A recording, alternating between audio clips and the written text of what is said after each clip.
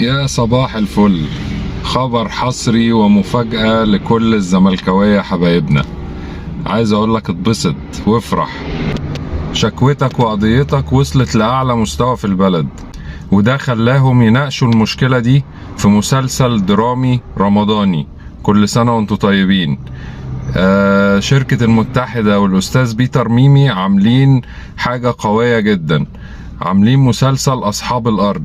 ده طبعا هيناقش قضية الزمالك وأرض 6 أكتوبر. لا انتوا طبعا عارفين ان الدراما المصرية ياما غيرت قوانين، فان شاء الله نستنى نتفرج على المسلسل، وبعد المسلسل اكيد ارض الزمالك هترجع في المشمش ان شاء الله.